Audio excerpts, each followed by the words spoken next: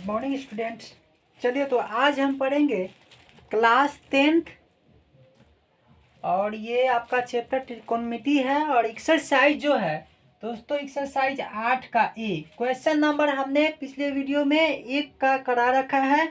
यदि उसमें किसी प्रकार का कोई ट्रबल और प्रॉब्लम है तो आप कमेंट सेक्शन में ज़रूर रिप्लाई करें, कमेंट सेक्शन में ज़रूर डिस्क्राइब करें आप अपने क्वेश्चन को। तो चलिए आगे हम क्वेश्चन नंबर 2 पढ़ेंगे। आज जो क्वेश्चन नंबर 2 पढ़ेंगे उसमें दिया गया है question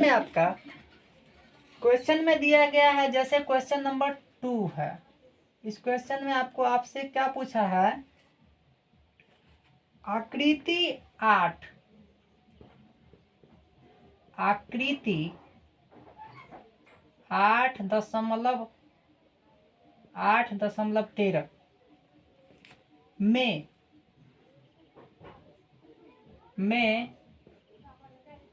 tan P minus cot R tan P minus cot R का मान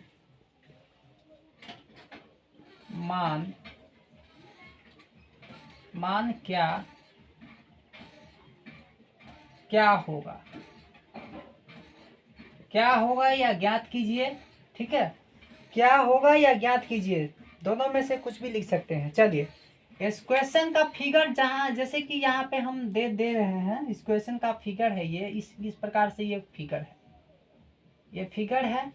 इस फिगर में दिया है ये आपका 12 सेंटीमीटर है और ये हाइपोटेनस जो है ये 13 सेंटीमीटर है और इसका बेस ये जो है ये Q है और ये P है और ये जो है ये P है और ये जो है आपका R है और B जो है हमको पता नहीं है। ठीक है, जहां दिया है क्या PQ equal to 12 centimetre and PR equal to 13 centimetre, तो QR इक्वल टू व्हाट, ये हमको निकालना है दोस्तों, ये हमको निकालना है। तो चलिए आधार बराबर ये जो बेस है ये आपका बेस हुआ, ये हाइपोटेनस हुआ, ये परपेंडिकुलर हुआ।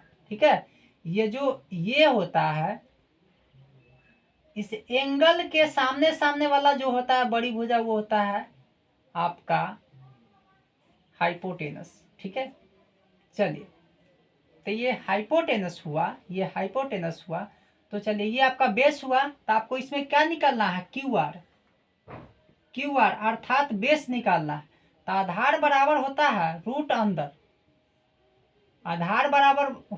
अंदर कर्ण स्क्वायर माइनस लंबे स्क्वायर, तो कर्ण स्क्वायर, तो ये hypotenuse square minus perpendicular square, तो हाइपोटेनस यानी पी आर का स्क्वायर माइनस पी क्यू का स्क्वायर, ये होता है दोस्तों। इसको आप लिख सकते हैं, इसको लिखिएगा तो ये आ जाएगा आपका पी आर का मतलब 13 का स्क्वायर माइनस 12 का स्क्वायर, ये जो होगा ये आपका होगा 169 और ये होगा 144, अर्थात इसको आप लिख सकते हैं 9 में से 4 गया तो ये हो गया 5, 6 में से 2 गया तो ये 6 में से 4 गया तो 2 और 1 में से गया तो 0। ये भी अभी इसको रूट में रखेंगे, अब इसको निकालिएगा तो हमको पता है स्क्वायर रूट होता है 5:5 इक्वल टू 5 सेंटीमीटर। तो ये जो आपका ये निकलेगा, ये आपका बेस क्या निकल गया 5, तो हमको पता चल गया कि बेस हमारा 5 निकल गया। जब बेस हमारा 5 निकला है तो इसमें क्वेश्चंस में आपसे पूछा गया क्या है, क्वेश्चंस में आपसे पूछा गया है कि tan P minus cot R का मान क्या होगा। ध्यान दीजिएगा, इस क्वेश्चंस में आपसे पूछा है क्या, tan P minus cot R का वैल्यू क्या होगा, ये आपसे पूछा है। तो tan tan p, जैसे tan p पूछा है, ये पूछा है, ये एंगल पूछा है, तो tan p, तो tan थीटा बराबर हम लोग क्या जानते हैं, perpendicular by base. tan theta बराबर जानते हैं परपेंडिकुलर बाई बेस। तो परपेंडिकुलर ये है, अब बेस आपको, तो ये परपेंडिकुलर है, ये बेस है, तो tan theta perpendicular by base. तो देखिए यहां से जब भी हम इधर की तरफ खींचेंगे तो ये हमारा परपेंडिकुलर हो जाएगा इस P, एंगल P के लिए। एंगल P के लिए इसका परपेंडिकुलर कौन हो जाएगा, ये वाला इसका परपेंडिकुलर हो जाएगा। हो, इसका परपेंडिकुलर नहीं होगा, क्यू के परपेंडिकुलर नहीं होगा, ये P के केवल परपेंडिकुलर हो रहा है ये। ठीक है, तो चलिए tan P बराबर क्या होता है, tan P बराबर होता है tan थीटा बराबर हमने क्या था, परपेंडिकुलर बाई बेस।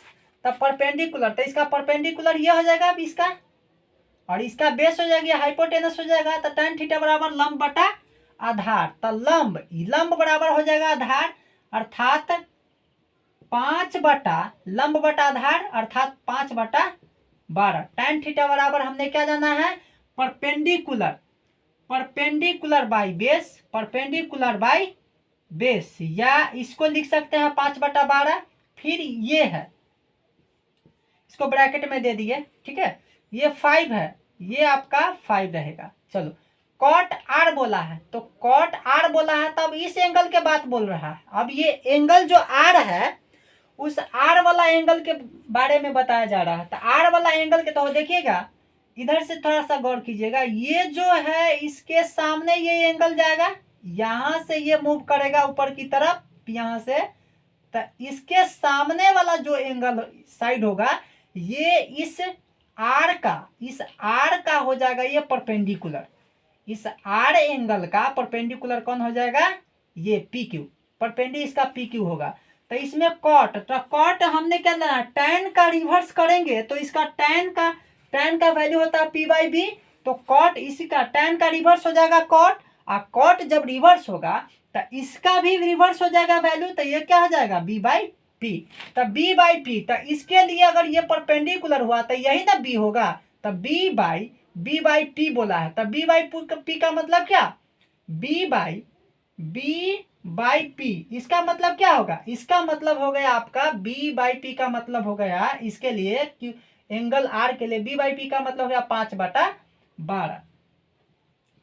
5/12। चलिए अब हम इसको सिंपली इन दोनों को छोड़ देते हैं, क्योंकि हमको इसको वैल्यू निकलना था, इसलिए हम आपको यहाँ पर दे दिए हैं, क्योंकि समझ में आ जाएगा।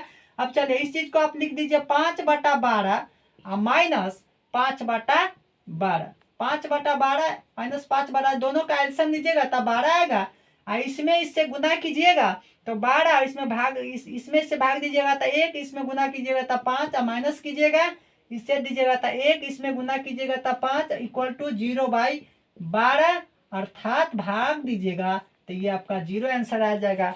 ऑप्शन नंबर इसमें इसको 0 आ जाना चाहिए।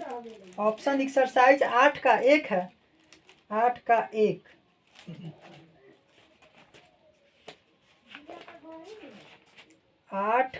1, चलिए क्वेश्चन नंबर आपका 2 का सॉल्यूशन हमने कर दिया। यदि आपको किसी प्रकार की कोई डाउट हो तो आप अपने कमेंट सेक्शन में अपने डाउट को जरूर डिस्क्राइब करिएगा। चलिए क्वेश्चन नंबर आप में इतना ही पूछा था, हमने इतना कर दिया। अगला जो भी डाउट है हम फिर नेक्स्ट वीडियो में फिर से वहां से हम इसका सॉल्यूशन फाइंड आउट करेंगे अगले क्वेश्चन के साथ। तब तक के लिए यहीं तक रखते हैं, फिर मिलते हैं अगले वीडियो में। Thank you.